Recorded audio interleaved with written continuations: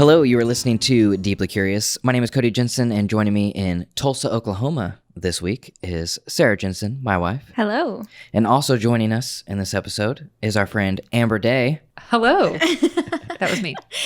Some of you know her, some of you love her, and a few of you love her a little too much and need to talk to your friends and family about social boundaries. Or marry me, one or the other. Yeah. Or just shoot your shot. Yeah. There's a few of you that are major creepos or potential husbands. Yeah.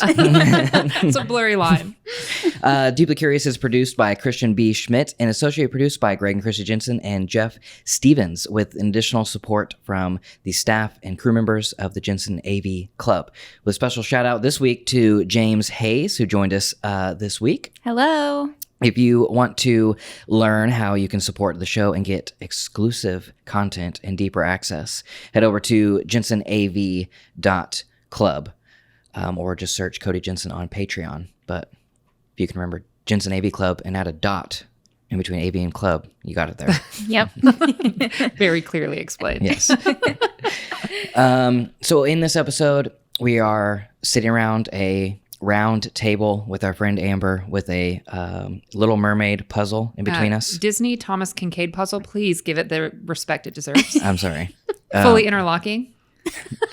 Missing two pieces. Okay, first off, I opened this box and it was already missing these. This is a brand new puzzle that was missing two pieces. If I had a dog, I would blame it on the dog. But you don't. I don't. Where are they? It is frustrating. Yes. It is The Little Mermaid, but it is also a Thomas Kincaid. So Very important. yeah. Thomas Kincaid makes the best puzzles known to mankind. Does he make puzzles or does he make paintings that people make into puzzles? I'm almost 100% positive he sit and hand carves each puzzle at I home. got you. That's why it's $3.99. So we are sitting around this table. Sarah and I took a trip down to Oklahoma because I was hired for a video gig, and so we made a little bit extended trip just to hang out with our friends. And so we're here. And while we were with our friends, we decided to record this podcast. That brings you up to speed on the last couple weeks of our life.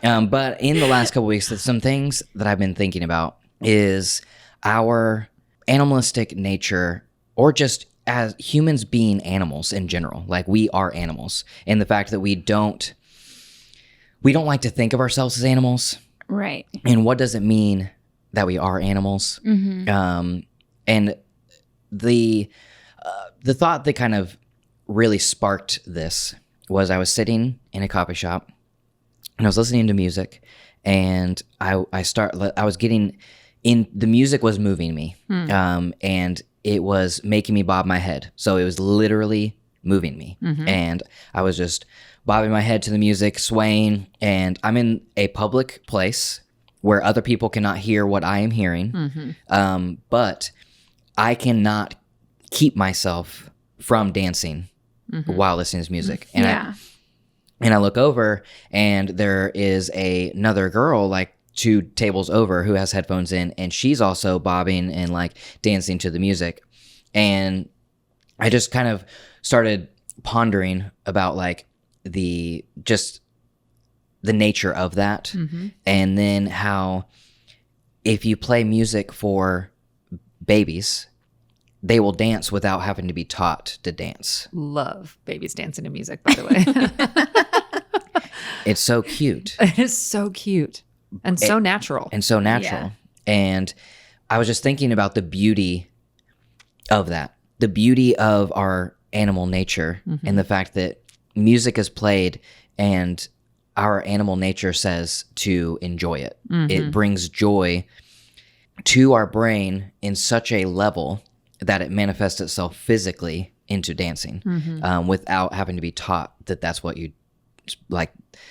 We don't even think like, I want to dance. We listen to music and dance because of what is happening. Right. Anyways, I was thinking deeply upon this, and then it made me think about Kurt Vonnegut.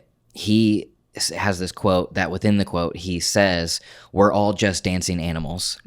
And whenever I first read that quote from Kurt Vonnegut, I understood, but at the same time, I didn't fully understand, or maybe I'm attributing my own definition to what he was saying, because the end of the quote is, we're all just dancing animals. We like to move around, and we just like to move around. And so I think he was more talking about how human animals, we like to do things. We just like to get, go out and do things and be around, and not just be sedentary. And so, but I was thinking about in relation to me experiencing two people dancing by themselves in a coffee shop, and we're all just dancing animals. And I don't know. First, I guess, do you have any thoughts on that? Well, it's interesting to me that you see it as something positive. So whenever you talk about animalistic nature, so much of the world wants us to push against that and elevate above that. We are higher than that, right? But I think about that often with laughing. And you said babies dancing, but even more so babies laughing. Like that is, how can I not control my laughter? What is happening in me that is forcing me to laugh? And it comes with relation and with stuff outside of my body that I cannot control. That's the only time I've ever thought of it in a positive way before. Any other time you hear animalistic nature, you think something to control or withhold, or to level up from almost, like the point of growing and maturing is to no longer experience that. So it's challenging to me to think of that in a way that is not intimidating. To actually think about embracing that in a positive way is new, I guess. Yeah. So that's basically where I'm taking the conversation. Nice. Easy done. Thank you for coming to our podcast. Did we come to a podcast? Yeah. Okay. So because we fight, we resist and we fight against our animalistic nature. And basically I'm on a thought experiment journey of why. Okay. As I've been thinking about this, it has turned into being a bit of an Epicurean philosophy. I think it's inevitable that it would, right? Yeah, and I'm not, this is all a thought experiment and not necessarily saying that I agree with 100% Epicurean philosophy, but I do think that there is some validity into exploring it. And also, disclaimer before we get too far into this, this is a uneducated hypothesis. Anything that I say that doesn't sound right isn't, and anything that I do that does sound right probably still isn't. I'm just saying it with more confidence. So as I was thinking about animals and our instincts, I started to think about shame and how we are the only animals who feel shame. Right. Dogs, we as humans like to think that they feel shame, but the people who study those types of things, say that we're attributing human emotion to what we see in the dog. The dog is not feeling shame. Yeah. And so I was just thinking about, we're the only animals that feel shame, and because of shame, it leads us to not enjoying life to the fullest. Right. Even more simply than that, just an easier conversation, is we have such a hard time talking about bodily functions. If we talk about pooping or peeing or periods or sex, like all of these things that have to do with our animalness, there's shame attached to it. And I don't understand why. Where did this shame come from? Because literally 100% of humans poop. 100% of humans pee. And we're giggling about it. We know we're talking about the shame of this, and we're like, poop. And 50% of the world right. has a period, has had a period, or will have a period. But there is like all of this taboo and shame surrounding things that us as animals just do. Like we have to. We can't survive without these things. We can survive without periods, but we can't survive without bodily functions. And we also can't survive without sex. One generation can survive without sex, but the human race cannot. Right. And so it's like, well, I mean, there you can extract the things and make a. I mean, we've talked a lot about that through science. Yes. Yeah. But if you're talking, we would not be here if a previous generation decided that sex is so wrong we shouldn't have it. Yes. Agreed. My question has been, why do we have so much shame around these things that 100% of humans experience? Well, I think, first of all, it's really hard to see anything outside of like my perspective, the way I grew up, which was in conservative Christianity. So I don't know if that's the same as the regular world, but I think it's interesting that bodily function aside, but just like the sex and women on their period and that kind of stuff, it's like, it's weird because it is shamed, but it is also over sexualized in culture. So like, not only do you have the shame attached to it, but you also have shame if you're not doing it enough. And I don't really know what to do with that, but that's the first thing I thought of. So that's confusing. But I think maybe there's shame because it's vulnerability, right? But why is it vulnerable to talk about poop? Smells bad. Easy. Well, Next. I don't know that it's vulnerable to talk about it, but I think it's probably, I don't know. I was going to say not the most pleasant, but maybe it's just not the most pleasant because we've been taught that it's not. Maybe it's totally fine. I don't know. It seems like things done in private to me are really things that bring out shame. And it could be because in private, we don't know if everybody else, even though we know they're having the same general experience, is the depth of their experience, the kind of their experience, the same that I'm having. And that fear in your head keeps you from talking about it and then allows these things to play more deeply in your head, because I'm trying to think, if we're talking about sex, poop, pee, periods, all this, that's all behind closed doors stuff, right? It's not eating or, and obviously that's a whole different conversation. But it seems stuff that's done in private is allowed a bigger space in your head to make you feel different. And the whole idea of, exposing yourself before, whenever you have shame, even in a different way, if you do something wrong, going and confessing removes the power in your head of something to make that loop of I am not good enough, I am different than others or whatever, So, I don't know. It seems to me, I don't want people to poop in public. So there's just a general nature of things that keep it behind closed doors. And I think that will always give them more power than they deserve. But maybe the solution is just talking about it, making things known, even though seems also maybe just weird to talk. Again, we've been taught that it's weird to talk about, but how much can you really talk about poop? You know what I mean? Hopefully very little. But like, it's not like you are educated on anything that happens like bodily. You know what I mean? You just kind of have to like Google it and hope that you don't get some weird results. Yeah. And you will. Yeah. What's also interesting is the fact that there is such a huge different shame level with pee and poop. Yes, very true. How if you go into the restroom and you're only in there for 30 seconds and you come out, you don't feel embarrassed at all. But if you go in the restroom and you come out 5 minutes later, you're like, they know that I was in here 5 minutes. Yeah, but so that's the thing about behind closed doors. Even like the pee is all very similar. It's going to be hard for me to picture something weird or bad happening if somebody's in there for a few seconds. You ever had asparagus? It's going to be, yes. I know it's going to be yellow. I know it's going to be liquid. I know, whatever. Poop is something completely different, right? 900 different ways that could happen. Right. And whenever you are peeing, you're not going to clog the toilet. True. Yeah. You don't know when you're pooping, right? Yeah. Speaking of poop, by the way, side note, whenever I got this couch, the guy carrying it in, I had just moved into my apartment, did not yet have toilet paper, did not have hand soap. This is a true story. He brought the couch in and was halfway through and slammed the couch down. And he said, I feel sick. Do you have a restroom?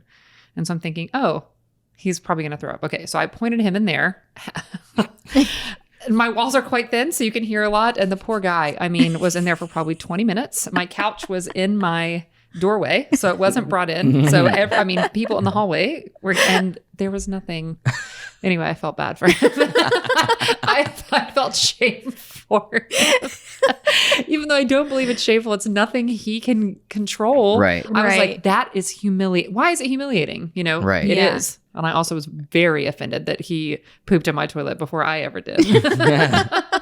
As if I'm the first person to ever live in this apartment. But How was the situation handled with no toilet paper? I didn't ask details, but he came in, and so luckily I had soap out here, so he washed his hands. I have no idea. That opens up way more questions than we have answers for. I don't know the guy. I don't know if he's like, how did it go with no toilet paper? I don't know if I honestly have no idea. Wow. Well, I didn't have any to give him, so it wasn't like I didn't want to just talk about the awkward, bring it in and get out. Anyway. Yeah. What else do you want to talk about? So, as I was thinking about this, so there is all the bodily function things associated with shame, but then there are also we could all think of dozens of examples of things that we feel shame for doing, liking, saying, wanting, desiring, all of that type of stuff. There is no other animal that has this in their existence. What would our existence be like if we did not have shame? I think it, and I hesitate to use the word helps, but I think it is an agent in creating social norms. Because if we didn't have shame, even after somebody murders somebody, you hope they feel regret and shame, something of like, I know I am going to be a social pariah after this, so I will not. So at the deepest levels, like, it's great there. Just in general, I would say you could almost never oppress anybody if there was no shame. Like, even from fashion and subculture, things like that, like, oh, you're wearing that kind of, well, that was last year's shoe or something. It's just enough to say, I am better than you. But even to deeper levels of like, okay, even back, during slavery, like, you should be ashamed of your skin color. And that's set in so deep. We're even hearing about these mindsets still that people are getting out of. Like, I feel like I just feel shame about something I can't control. And it's all used for oppression. I'm trying to think, like, a shameless world.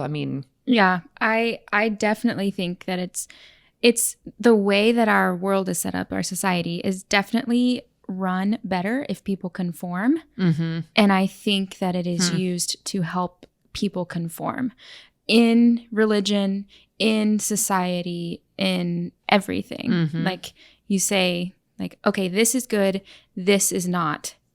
So then that automatically makes people strive for what they want them to strive for.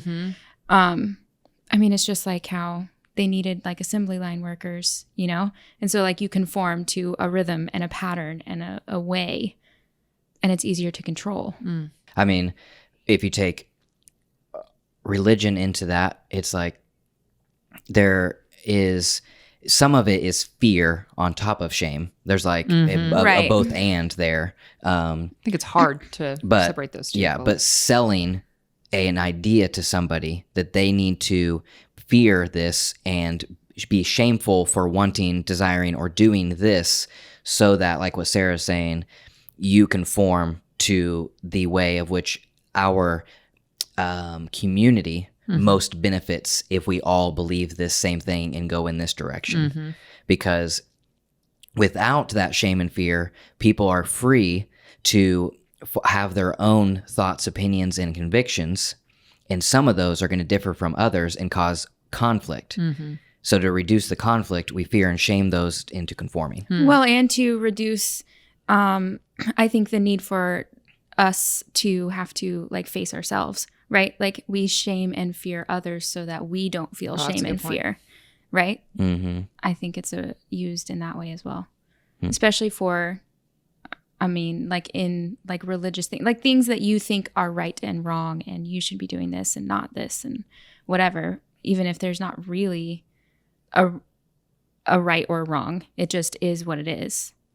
People use shame and fear to make them feel wrong so that they don't have to or like face themselves. Yeah. As I was thinking about this, I wrote this down. I said, without shame, we have the freedom to enjoy the things that make us feel good. Yeah. Which is Epicurean. And I guess I should say, for anybody who has never heard of the Epicurean philosophy, Epicurus believed that as we exist, we exist to find the things that bring us the most pleasure at all cost, essentially. Yeah, you just chase what pleases you. You do everything that pleases you. Is that with the assumption that it doesn't harm others? Or does it I mean, that would just be the most simplistic way to define like what I mean when I'm saying Epicurean is just, just going after whatever pleases you. But without shame, we have the freedom to enjoy the things that make us feel good. And why I thought that is because there are certain things in life.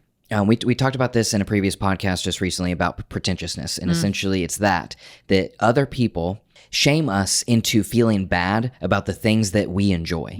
So in a Christian perspective, let's say you enjoy a glass of wine or 2 or 3, like hypothetically. Yeah, hypothetically speaking. There are going to be those in the Christian faith or, in the church that you go to or in your own family that shame you for having that desire. And there is a lot of nuanced conversation when we're talking about substances like that, because there is obviously substance abuse, and I'm not. That is a entirely different conversation and podcast. So I'm just more talking about just you find that having a glass of wine slides your scale. If you're talking that one side of the scale is suffering and the other side is happiness, having a glass of wine with dinner takes you a little more towards happiness and less further away from suffering. That's something that you enjoy. You like it. You like playing Dungeons and Dragons with your friends. And just a heads up. No, I don't. Yeah. So for all of my creepy pursuers and potential husbands, I do not play Dungeons and Dragons. Okay.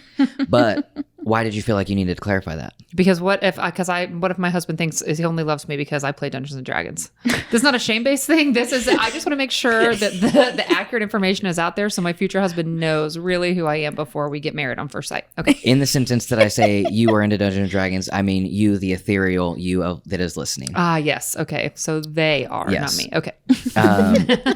You're into Dungeons and Dragons, and you don't tell people that or don't even play because people say, that it is super nerdy or super geeky, whatever, and they shame you into thinking that what brings you happiness and enjoyment is less than. Yeah. And they shame you for that. So anyways, we could go on and on with thousands of examples. And there's even things that I, see other people enjoying, and I'm like, why? Like, how do you enjoy that? Like, that makes no sense. But they have found something that brings them closer to happiness than other things. And so without shame, we have the freedom to enjoy the things that make us feel good. Yes. I mean, I think obviously nothing in life can be a blanket statement because there's way too much nuance. And so like with that specific sentence, is like that makes us feel good. Obviously you can go too far in feeling good and then it's just self-destruction. Like it doesn't really matter. Like you can have a soda and it makes you feel good, but if you have 12 a day, it's going to kill you, right? Although like maybe that's fine if it's killing nobody else. If it's just your thing, then I don't really know that I have the right to judge that, right? So maybe it's fine. That is where the conversation goes of like, let's take drinking 12 sodas a day. That is wildly unhealthy for your future self. Yeah. But it is very enjoyable for your current self. Now, if we remove the substance abuse conversation from this, this person's in control of their life. They're not addicted. Soda is not controlling them. Right. Is it bad? And should we stop them from harming their future self if their present self is saying, I love soda. I want to drink this because I feel happiness to a degree. This brings me closer to happiness doing this. I would rather have the sugar than have the longer life. I mean, I wouldn't say I'm 100% about this, but I lean yes. Like, no, we should not tell them to stop. Like if they're happy, and who am I to say that they shouldn't be doing what they're doing? I agree with that. I think 98% of the world would agree with that, though, if you remove addiction. I think it's hard to have that conversation in a vacuum where addiction doesn't exist, because I think most people's issues with things like pornography and sugar and gambling, things that people can make the argument can be used healthily in moderation, right? But the nature of these things that have turned into big businesses are they know that you will not use it in moderation, and then advertising happens. And so we almost use shame, social pressure in general, but which would equate to shame in the other person to kind of force a societal health and, conforming to societal norms of, hey, don't do this because of the kids, because of who, whatever it is. There's always a because of something. Yeah. So, I mean, it's hard. I can't, can you think of something that you would say if there is no addiction, or that you can imagine anybody saying if addiction doesn't exist, that they would think people shouldn't use? Like, do you think anybody would disagree with the 12 sodas? I mean, I think that even without addiction, you shouldn't do heroin. How come though? Well, I guess the challenge to that question would be challenging. It makes me think that there is not a blanket yes or no. Mm-hmm.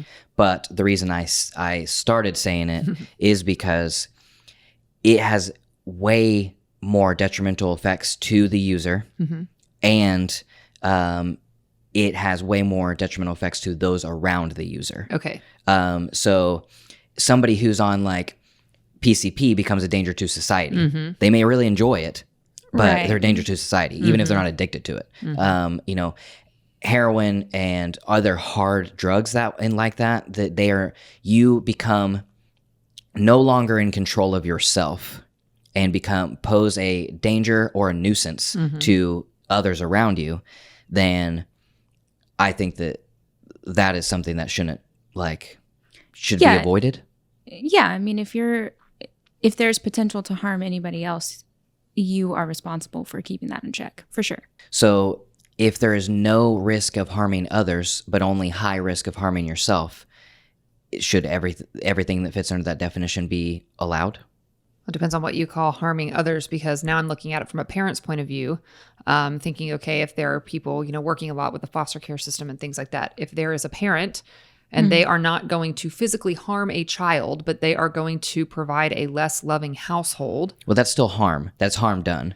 But then that scale, I mean, you can say the 12 sodas, taking a parent and they die 5 years earlier could do harm to a child, or they get diabetes and that does harm because, you know what I'm saying? Yeah. So it's... I mean, I think that dying 5 years earlier with an adult child, that's not harm done. Harm done would be, that by doing what you're doing, you're going to die before you have raised your child to adulthood. Then that would be harm done, because then this child is now parentless and doesn't have whenever you have a child, you enter into an agreement with the universe that you are going to take that child and rear it into, being able to take care of itself. Once that human being is existing and has their own choices, then I don't think a child has any more responsibility to their parent, and I don't think that parent has any more responsibility to that child. I mean, it's hard to say, okay, a love of music, somebody loves, pop music, and Taylor Swift is performing 4 times a week in Tulsa for the next year. And a parent goes 4 times a week and leaves their kid with a babysitter. And so 4 times a week, this kid does not have their parent around. They're in a safe environment, but you're depriving them from the love of a parent more days than not throughout a week. I mean, is that then harmful? You see what I'm saying? It can get so nuanced. Yeah, but what's interesting is that all of the examples are about a parent to a kid. If you don't have kids, then... Well, that's what I'm saying. That's what now, if I'm looking through, we're talking about if it doesn't harm others, then the deepest way I can take that is, what does a parent do in harming others, right? Does it matter if a single person goes and watches Taylor Swift 4 times a week? No. So Taylor Swift is not an issue. If a parent goes and watches Taylor Swift, right, then, because there are people who have done heroin for years and nobody knows it. They just do a regular dosage. And then once they become full-blown addicted, then it gets crazy. So then is heroin allowed in small doses? And then we still get back to, okay, now we're regulating and making laws around and, right. Back to that social conformity of lowest common denominator. This is allowed because most people can control themselves with this amount. Most people can drive with 0.08 or something, blood alcohol content. Yeah, I don't know. But then, well, that gets into a whole nother conversation. I was gonna say, but then there are certain things that you could argue are highly addictive, like gambling or something, that we do not limit or say it's allowed up until this month because it makes somebody too much money. Yeah. Right. Yeah, that's true. You know? Whenever there's an industry behind it, Yeah. it's, no holds barred because, if we can addict people to giving us money, Yeah. I mean, that's almost every product. Yeah. That's the reason there's 2 Coca-Colas on this table. Yeah. Oh, yeah. Because if they can get you addicted to giving them money, they don't care how much this harms you. Yeah. Right. They have, no thought about that. It's like, it's more about how many can we sell.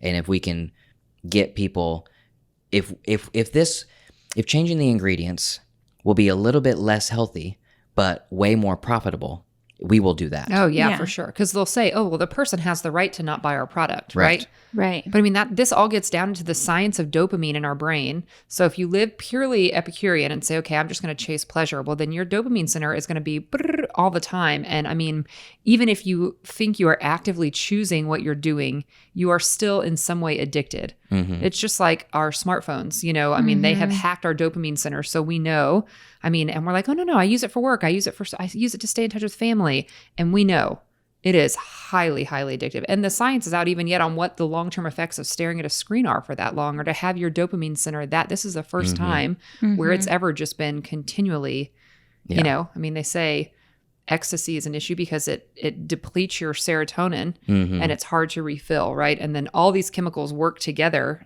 I don't know. I mean, So this conversation has gone to pleasure in excess. My initial thought about this is more in the reason I am so fascinated and I have been thinking about this is more about it's the use case of my own life, in the fact that I grew up in Oklahoma in a very conservative theological upbringing. Then in my adult life, I moved to a little bit more progressive place, and in my late 20s have lived now in 2 very progressive places.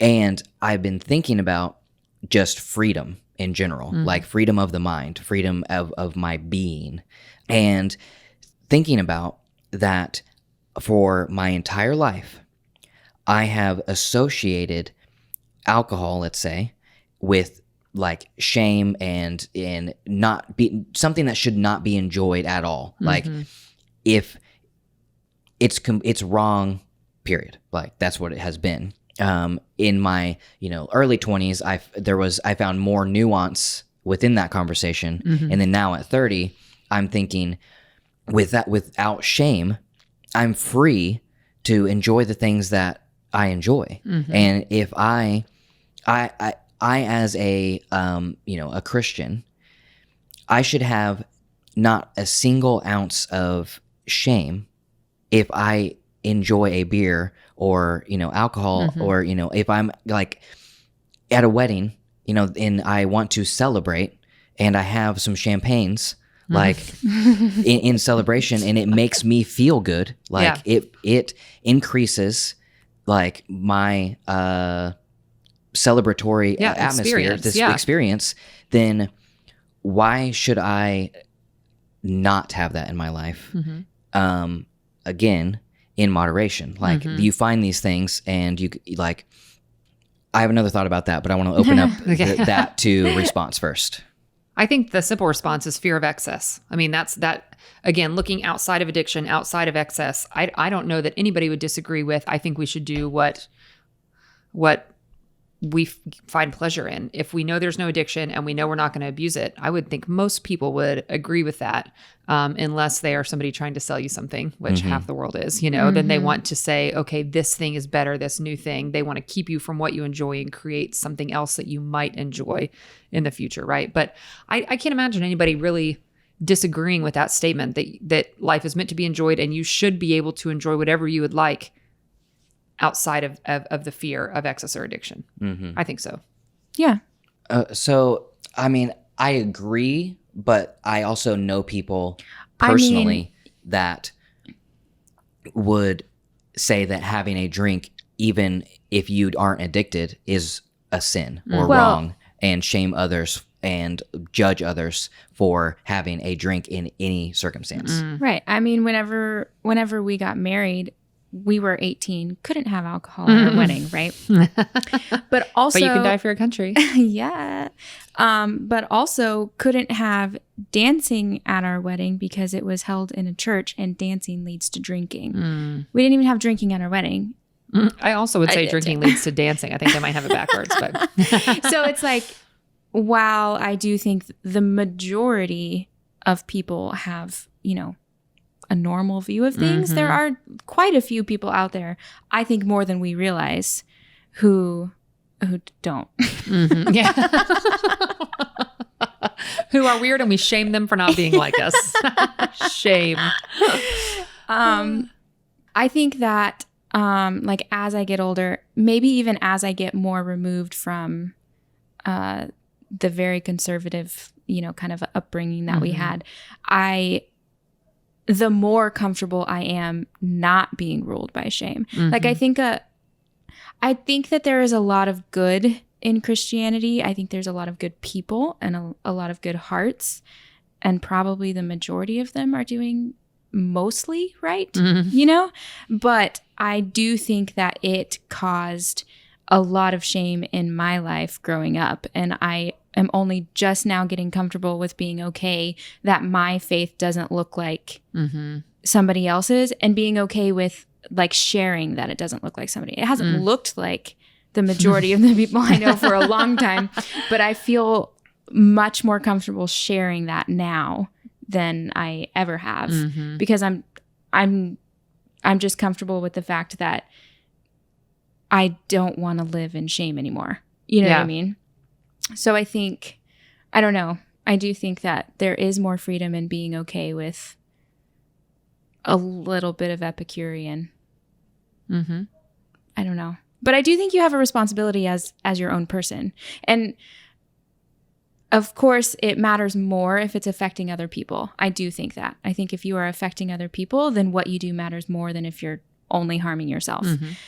But I also think that you do have a responsibility or a purpose or whatever you want to say on this earth, and to ruin that because you can't control yourself is a problem.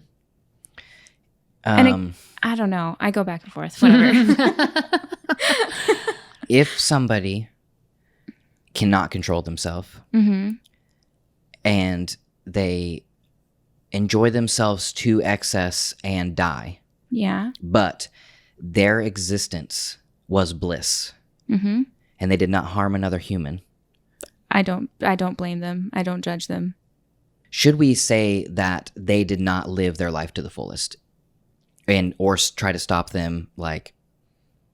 So I think those are two completely different questions. I think whatever question follows what you just said is really important, because so if I'm looking at it through a Christian lens, I do not think they live their life to the fullest. Do I think they experience the most pleasure? Yes. So if pleasure is fullness, okay. Right. But my lens is just like Sarah was saying, and it is a responsibility or whatever. I truly think it's a purpose, and I think living a sacrificial lifestyle, which can also bring a lot of pleasure, by the way, and a lot of fulfillment, is a lot of the main purpose of life. And so to balance self-pleasure, and to balance sacrifice so that others can also, we've got so many people who don't have the opportunity to experience pleasure because they're hungry and they don't have good water and, whatever it is.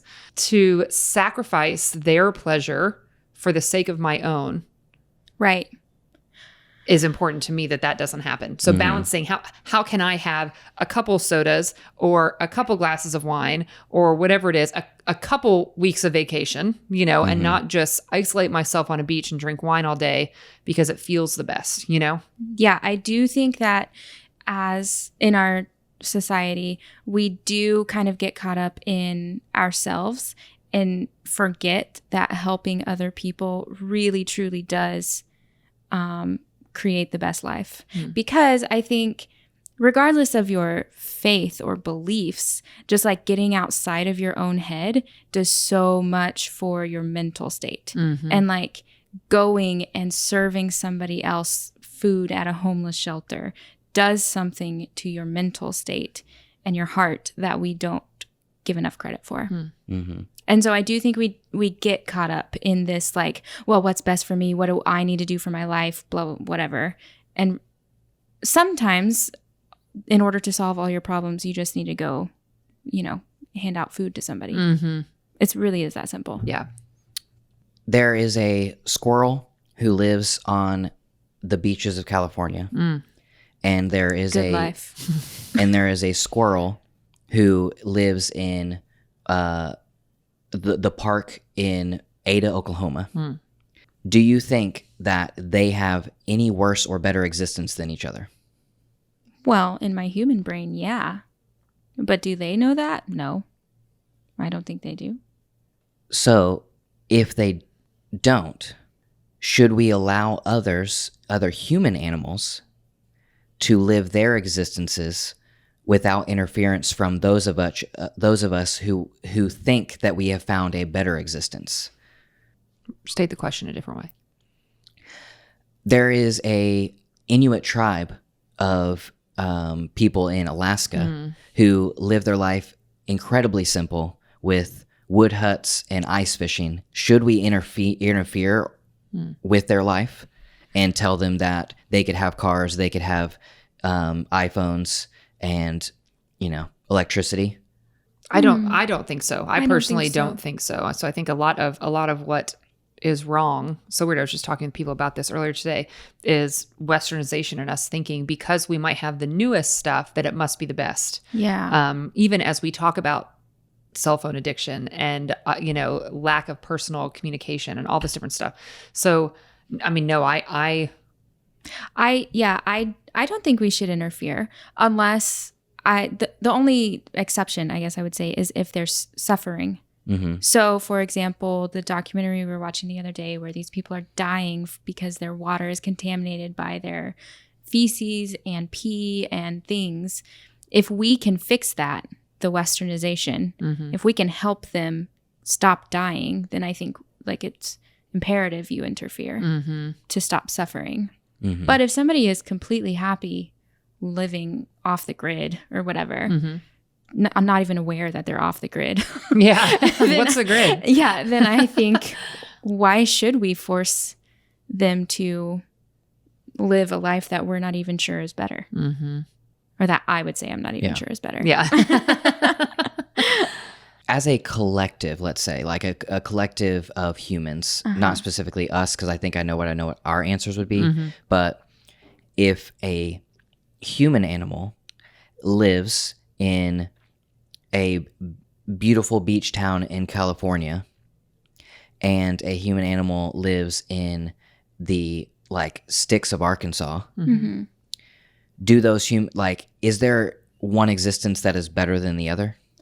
Inherently, I mean, from my viewpoint, yes. I mean, always live by the beach. Yeah. But I think inherently better, no. I think you find people who are the less pleasure they have around them, the more satisfied they actually are. It's the same, like if you don't know what you're missing out on, like if you don't know what it is and you don't, would that Inuit tribe be more satisfied, would they derive pleasure from ice fishing that we wouldn't, because we know right cocaine is out there, It's like, well, this is just stupid ice fishing. I've got these drugs that make me but I mean, to them that is, or pleasure and routine, or, I don't think one is inherently, if I thought one was inherently better, it would be the more simplistic one, I think. Yeah. Yeah. But living on the beach isn't not simplistic, because the reason I thought of that is you said living on the beach, drinking wine all day. Us as beings, we didn't ask to exist. We were brought into existence, and now we are here. And through this existence, we as Christians believe there is purpose, obviously. But this is more of a thought experiment. Yeah. Of just removing that thought, in that this person in their existence finds that living on the beach and drinking wine all day is the existence that they want. Mm-hmm. Like, that's kind of that's what my first kind of thought was that brought me to the question. And then the second kind of thing that I was thinking is like, why do we as human animals feel that other humans living in different environments have a worse existence? Mm-hmm. I mean, I think that because we can't fathom anything outside of our own experience. Like, I mean, I don't know if it's that simple, but I think it is. And I think that if somebody wants to live on the beach and drink wine every day, and that's what brings them, if we want to call it a purpose, then great. I think maybe. Because like, you will have people who also, like Bill Gates, who feels purpose in spending his billions to, do the things that he's passionate about. You will have Mother Teresa. You will have the people who will always be doing what they feel like is their purpose. So this sort of, for me, gets into the conversation of productivity and are we trying to do all of these things because we feel purpose in them or because we feel obligated to achieve? And for me, more recently, I think it's probably because we feel obligated to achieve. I'm not saying that it's still not good, that doing and accomplishing all these things isn't good, because I think it is. But at the end of the day, do I want to have done all the things in my life because I felt obligated by other people? Mm-hmm. Even if they were good things. But no, I don't. Yeah. I do not want to live my whole life feeling obligated to have accomplished something. Mm-hmm. If what truly brings me happiness is sitting on that couch and reading a book. I don't know.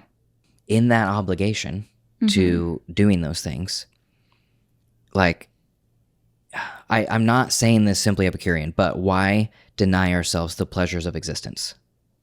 A thought that I have is, we as human animals, we have something that every other animal doesn't have, and that is reasoning. Mm-hmm. We have a frontal lobe. Mm-hmm. And so we can actually we can learn and know and tell ourselves, drinking every day, all day long is going to kill me.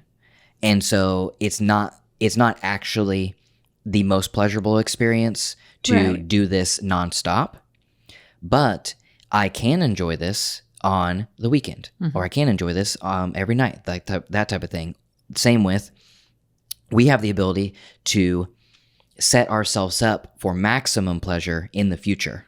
Mm-hmm. Right. And we can say, I love fancy meals. Mm-hmm. But instead of eating a fancy meal every night for the next month, I'm going to eat regular food every night for the next month so that I can go eat a $400 meal at the end of the month. I feel attacked and supported all at the same time. So we have the rationale to be able to do that. Anyway, so that is something that is different from other animals, and like what makes us advanced, like further than any other animal. But within that, it's just, why deny ourselves the pleasures of existence? If we also can, we have self-control. So is there a reason to deny ourselves the things that we find bring pleasure to our existence?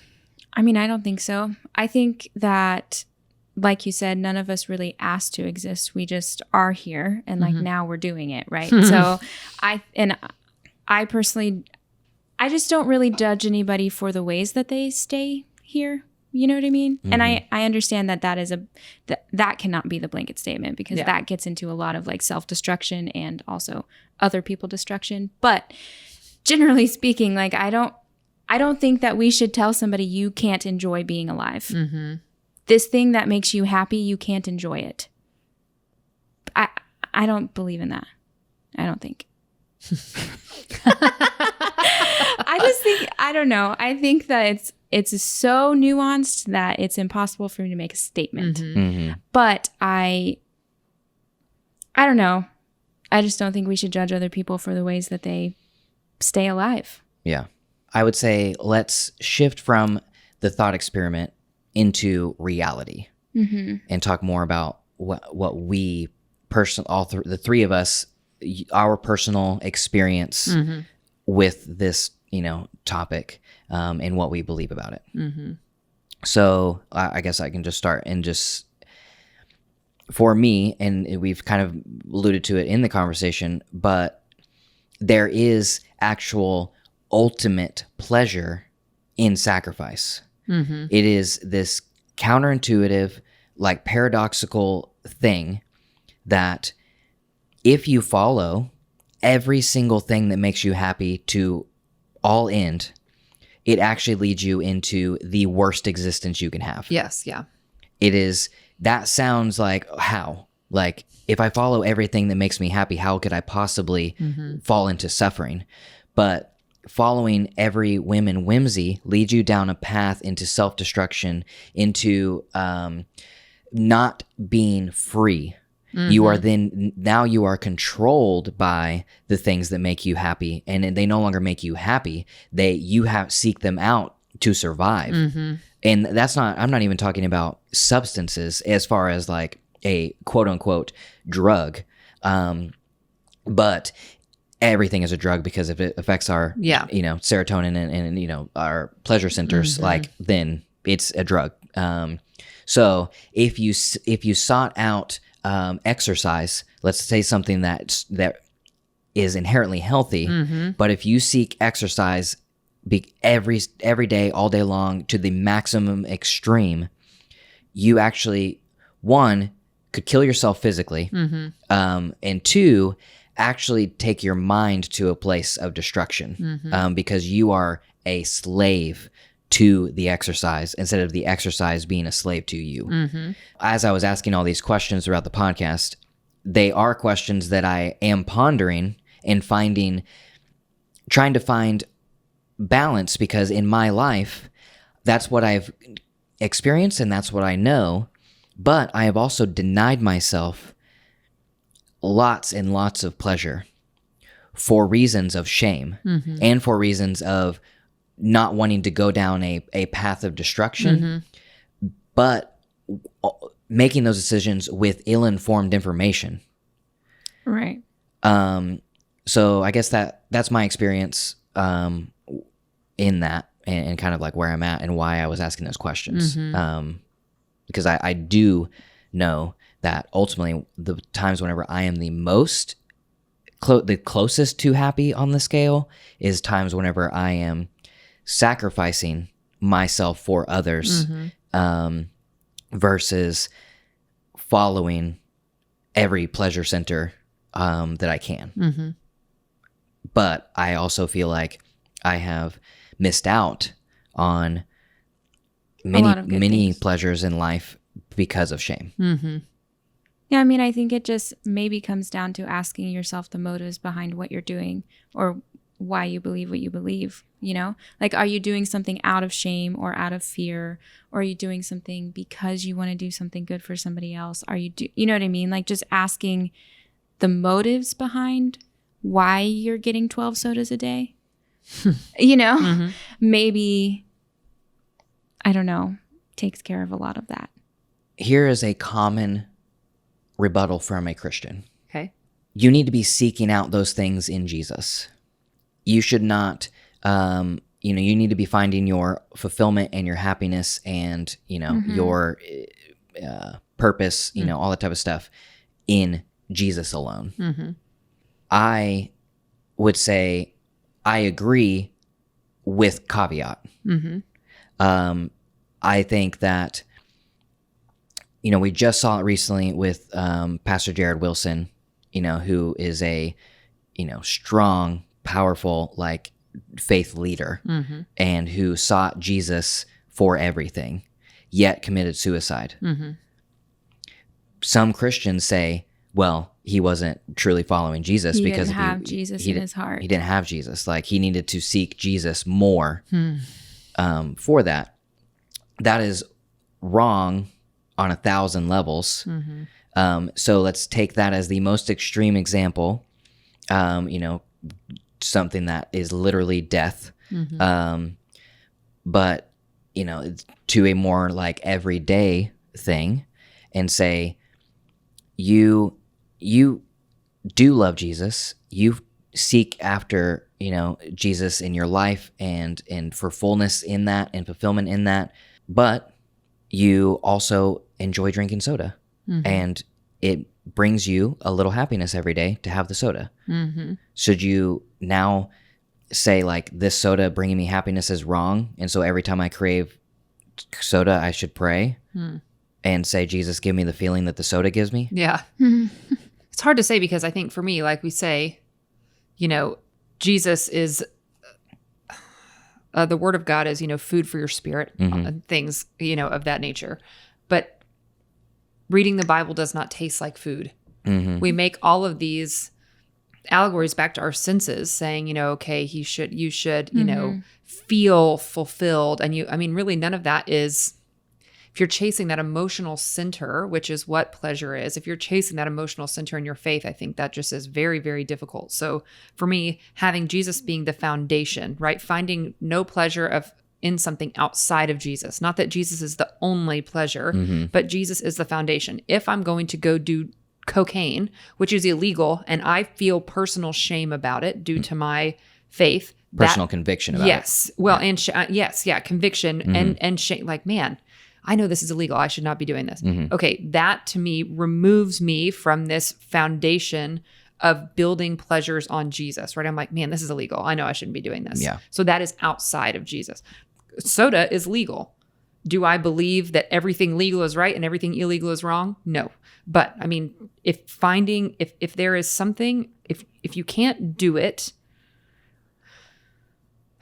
it's hard to, I don't know if people can see, I'm drawing a pyramid on the table. Okay. No. So if Jesus is the foundation, right? And then you build stuff on top, then it is fine. If you see it as a linear, Jesus is over here on the left, everything else is progressively to the right or whatever, then it looks bad, right? But it's really more of a vertical and horizontal. I also think a valid question is asking, well, who says Jesus didn't put that here for us to enjoy? Not soda necessarily, but just things that... Not soda. I say as I'm chugging my Coca-Cola right now. You know what I mean? We say, like, you have to deny happiness or worldly happiness, quote, you know, and find that in Jesus. But, like, who says that Jesus didn't enjoy things on earth? I mean, either. The fact of the matter is that in the metaphor that we get of creation, the God created humans in the Garden of Eden that is max pleasure. There is abundance of everything so that we can enjoy existence. And there was something else that in the metaphor he put in the garden is the tree of knowledge and life. And I think this is my, what I think that is for is because ultimate pleasure in existence also comes with self-control. That tree is there because we can eat all these trees, but there's this tree that we don't need to go to have. And if we have the self-control to keep from that tree, then ultimately that leads to an even better experience, a pure Garden of Eden level existence of ultimate pleasure. Yeah, I mean, I think that's a great point, because what you were saying, even in the beginning, outside of religion, if you can experience the full pleasures of life with self-control, without fear of excess, without fear of addiction, it seems to be the ultimate existence. And I don't think that contradicts a faith-filled lifestyle. If you add, hate to use the word religion, but, you know, if you add a faith-centered life on top of that, I mean, might you say sometimes instead of sitting and having this glass of wine, I will donate the money? Yes, it might control that. But like we said, honestly, a lot of those motives are also still self-serving. It feels good to donate. It feels good to bond with other people. It looks good to society. It raises your position if people know that you are sacrificial. So there is still a bit of that pleasure center, even in sacrifice. Right. Totally. You know? Yeah. I don't think in that, I do not think that there is I don't think selflessness exists. Yeah. I agree. Yeah, I don't think you can ever get fully selfless. Yeah. I think that the things that the good that we do ultimately is because it makes us feel good. Yes. Yeah. To bring it full circle, we are animals. Yeah. There has to be a driving force, and the driving force is to exist, to continue to live, and whether that's raising your status in society or feeding yourself or looking your best to get the best mate. We can overanalyze all these things, but they are still these animalistic driving forces, and yeah, I totally agree with that. Well, we solved the whole world's problem. Easy. Next. So before we wrap this up, any other thoughts to do with anything we talked about beginning to end? I did look up what Epicureanism is, and I thought maybe we should read it off the Wikipedia page, just so you all know. But it says, his materialism, Epicurus, his materialism led him to a general attack on superstition and divine intervention. He believed that what he called pleasure was the greatest good, but that the way to attain such pleasure was to live modestly, to gain knowledge of the workings of the world, and to limit one's desires. This would lead one to attain a state of tranquility and freedom from fear, as well as an absence of bodily pain. The combination of these two states constitutes happiness in its highest form. Interesting. So what we talked about, basically, that pleasure is ultimate, but you should strive to live modestly within that pleasure. By limiting your temptations, you're increasing your pleasure. Yeah. And I think that wow, I've been way more Epicurean than I thought. Because I have a giant apple tattoo on my arm because I believe so strongly in the design philosophies of Steve Jobs, in that design is not complete and whenever there's nothing left to add, but when there's nothing left to take away. Yeah. And that is how I try to live my life. Not to the extreme of minimalism when there's nothing left to take away, but I'm talking design within beauty. It's not that, the most beautiful design is a white wall. It is that the piece, the art, the design is complete, not when there's nothing left to add, but when there's nothing left to take away, because there is so much freedom and beauty in the simplicity. There's more freedom and beauty in the simplicity than there is in the excess. And that'll preach. And that's how I try to live my life. That's, why I live in such a smaller and smaller apartment, throughout my life. And the reason my wardrobe has gotten simpler and simpler and simpler, etc. Like, I try to minimize things in my life so that I can actually enjoy life more. I think it's also about taking away the distractions so that you can actually notice the beauty. So, like, for example, I've used this example a million times, but it's the best example for my own personal life. I love chai lattes, like, the most, but I do not enjoy them like right now when I'm having one every single day or maybe 2 a day or whatever it is. I don't enjoy it. It's just a thing that I have to do. But like, whenever you take it away for a week or 2 and then give me one, it's like Christmas in a cup all over again. Ooh.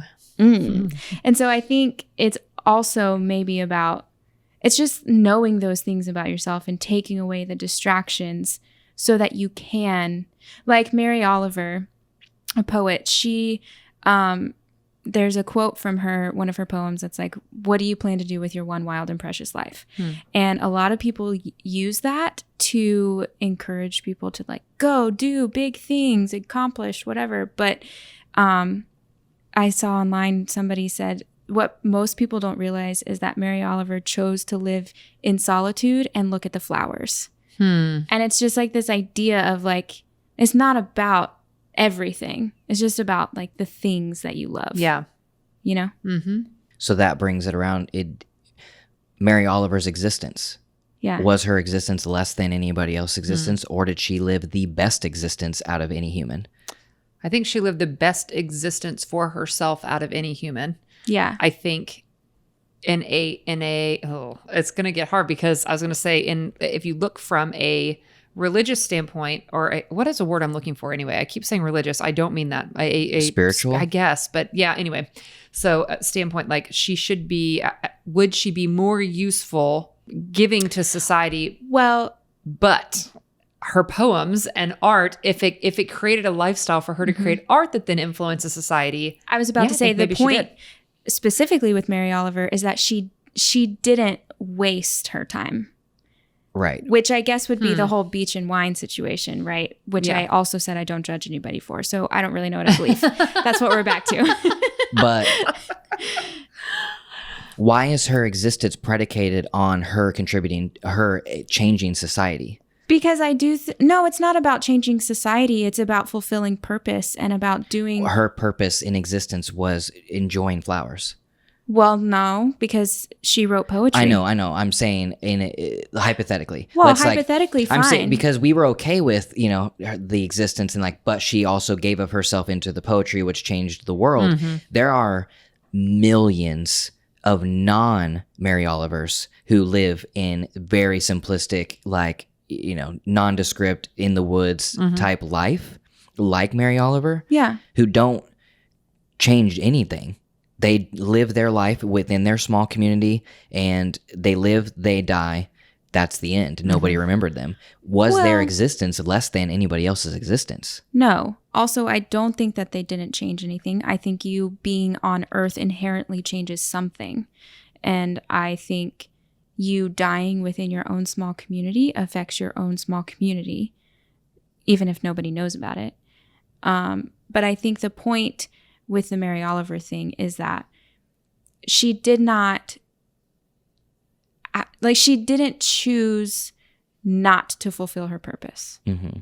There's a difference in living a small, simple life or a not known, simple life, and because that's what you're supposed to live or, whatever, and actively choosing not to fulfill what's in your heart. Whether that's on a big scale or a small scale, it doesn't really matter. If you actively choose not to fulfill what you know is in your heart, then I think that's the problem. I think I agree with that. Does that make sense? Mm-hmm. That's what I think. Because I'm in an existential crisis currently, the thing that what I think about when you talk about purpose is, if we are animals, if we take away the spiritual element, Yeah. and if we are animals, do we have purpose other than to eat, sleep, make babies, and die? I mean, no. No, I mean, if you take away the spiritual element, I wouldn't think we do. Yeah. I would say no. Which is half the reason that I have such faith, is because I feel so deep inside. And I know it's counterintuitive to my flesh nature. I feel deep inside that it's something else, that it's not just pleasure. I have chased pleasure, and it came back empty. Yep. Yeah. I mean, I would 100% agree with that. When I think about us as animals, our purpose as just animals is what I said, to Yeah. keep our organs alive, Yeah. to keep life. Life wins, and life wants to continue. The life goes through us into the next person that we create.